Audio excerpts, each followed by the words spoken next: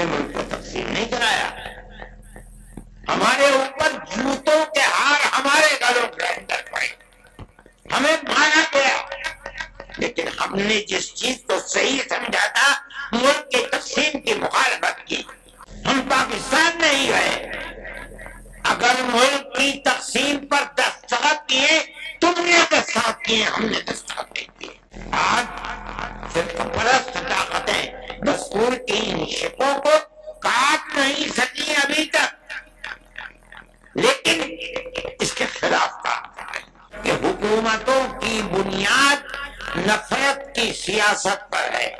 جمعیت علماء نہیں سمجھتی کہ کوئی اور راستہ ہے علاوہ اس کے کہ ہم سپریم کورٹ کے کنڈی کو کھٹکھٹائیں کہ ملک کے اندر امن و امان رہ سکتا ہے. تو اس کی صورت صرف یہی ہے کہ ملک کی ہر اقلیت اور اکثریت ایک دوسرے کے ساتھ مٹھی کی انگلیوں کی طرح سے جوڑ کر رہی ہے. کہ یہ نظریہ دل میں پیدا کیوں ہوتا ہے کہ آپ مسلمان کو نقصان پہنچائیں اور اس کے مذہب سے بیگانہ کریں. مسئلہ اطلاق ہم اس کے اوپر خاموش رہے. ہم گورنمنٹ پہ کے مقابلے میں نہیں آئے. ہم نے یہ سوچا کہ بھئی ایک چیز ہے, چلو جس کے دل کے اندر ایمان ہے وہ اسلام کے قانون پر عمل کرے گا, جو کورٹ میں جائے گا کورٹ اس کے لیے فیصلہ کرے گا. اسلام کے نظام کو درہم برہم کرنے کے لیے آگے آ گئے. اتراکھنڈ کے اندر یہی صورتحال چل پڑی. پھر چلیے اتراکھنڈ کے اندر چل رہی, مرکزی گورنمنٹ نے اس کے سلسلے میں تمام ادیان کو ملا کر کے ایک نیا دین بنانے کی بات کو شروع کر دیا. ہم اس کے مخالف تھے.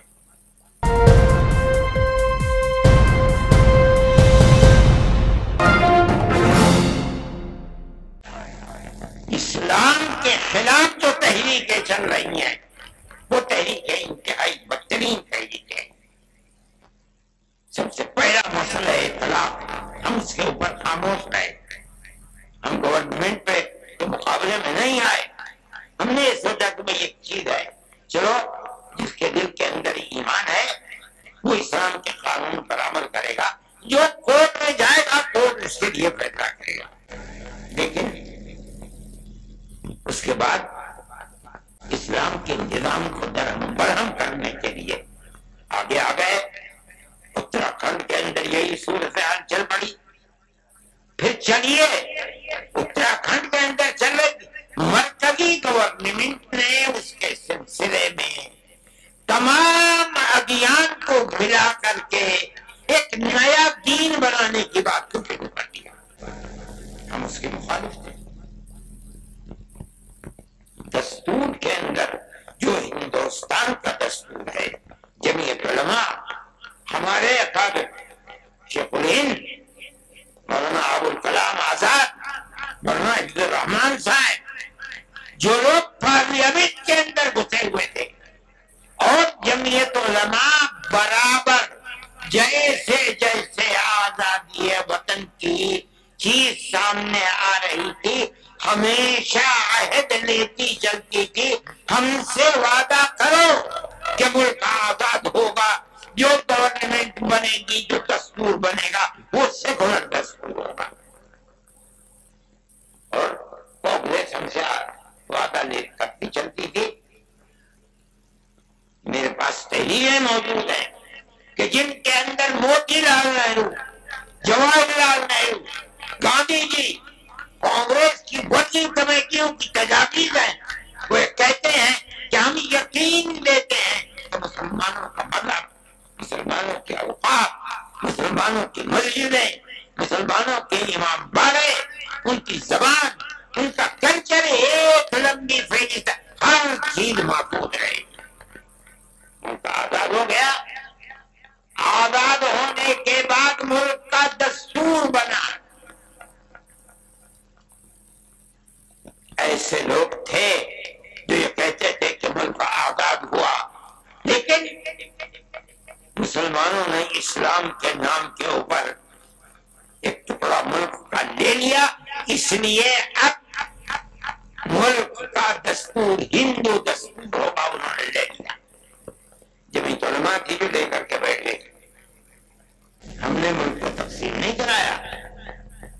ہمارے اوپر جوتوں کے ہار ہمارے گھروں کے اندر پڑے. ہمیں مارا گیا. لیکن ہم نے جس چیز کو صحیح سمجھا تھا ملک کی تقسیم کی مخالفت کی. ہم پاکستان نہیں گئے. اگر ملک کی تقسیم پر دستخط کیے تم نے دستخط کیے, ہم نے دستخط نہیں کیے. اگر قصور ہے تمہارا قصور ہے, ہمارا قصور نہیں ہے. شریف لوگ تھے, اس چیز کو سمجھے. جمعیت علماء کی اس تحریک کی بنیاد کے اوپر مجبور ہوئے اور ملک کا دستور سیکولر دستور بنا. دفعہ 25, 26, 29 لا کر رکھی گئی, جن کا حاصل یہ ہے کہ ملک کی ہر اقلیت کو, چاہے وہ زبانی اقلیت ہو چاہے مذہبی اقلیت ہو, اپنے مذہب کے مطابق اپنے ادارے بنانا, ادارے بنا کر چلانا, ہر چیز جائز ہے اور بلا کسی خطے کے جائز ہے. یہ وہ ہے دستور, جو دستور ہے ملک کا, اور یہ سیکولر دستور ہے. اسی بنیاد کے اوپر مسلمان زندہ ہے. آج صرف پرست طاقتیں دستور کی ان شکوں کو کاٹ نہیں سکی ابھی تک, لیکن اس کے خلاف کام کر رہے ہیں. کس بنیاد پر ہماری مسجدوں کو توڑا جا رہا ہے؟ آپ کو ہمارے مدرسوں سے کیا لینا ہے؟ ہمارے مدرسے کے اندر پڑھنے والے کوئی احتجاج نہیں کرتے, بسوں کو آگ نہیں لگاتے, ریلوں کو آگ نہیں لگاتے, کوئی جھگڑا نہیں کرتے, امن و امان کے ساتھ زندگی گزارتے ہیں, پڑھتے ہیں اور اپنی زندگی کو گزارتے ہیں. آپ کے اوپر کیوں شاخ گزرتی ہے یہ بات؟ کیا آپ ملک کے امن و امان کو پسند نہیں کرتے؟ میرے بھائی, جمعیت علماء کا یہ دستور ہے. جمعیت علماء اس چیز کو لے کر چل رہی ہے. آپ حضرات کو اس کی طرف توجہ کرنی چاہیے. میں یہ کہتا ہوں کہ آپ کو دستور نے حق دیا ہے.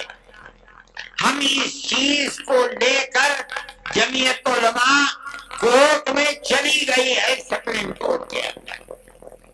ان حالات میں جبکہ حکومتوں کی بنیاد نفرت کی سیاست پر ہے, جمعیت علماء نہیں سمجھتی کہ کوئی اور راستہ ہے علاوہ اس کے کہ ہم سپریم کورٹ کے کنڈی کو کھٹکھٹائیں.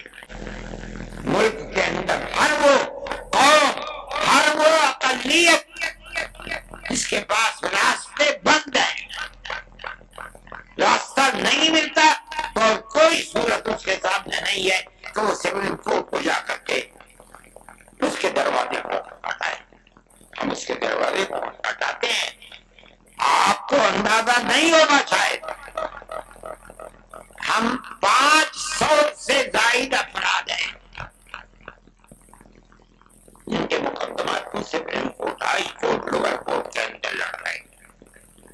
ان مقدمات کے اندر ہمارا کروڑوں روپیہ خرچ ہوتا ہے سال میں.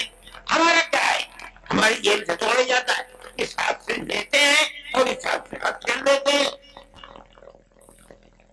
جمعیت علماء کا یہ کردار ہے.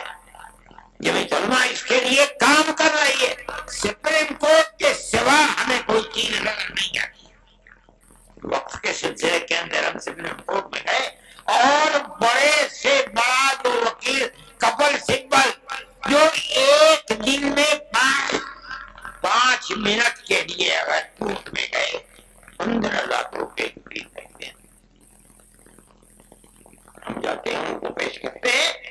انہوں نے 3.25 گھنٹے کھڑے ہو کر کے وقت کے مسئلے کے اوپر گفتگو کی ہے. سارے ہندوستان کیا ساری دنیا نے اس کو دیکھا. جمعیت علماء کے وکیل تھے. ہوتا کیا ہے اس کو اللہ جانتا ہے. لیکن جمعیت علماء سپریم کورٹ میں جاتی ہے.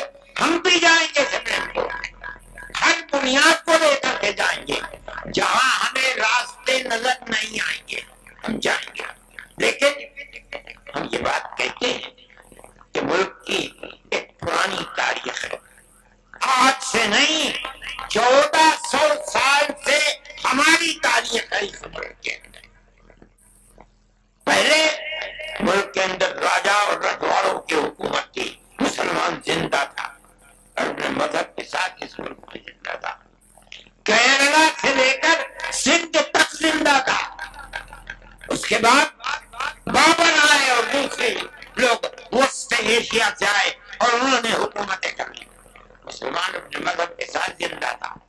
بہادر شاہ ظفر آخری بادشاہ تو چلے گئے، اس کے بعد انگریز کی حکومت، مگر مسلمان اپنی آزادی مذہب کے ساتھ زندہ تھا۔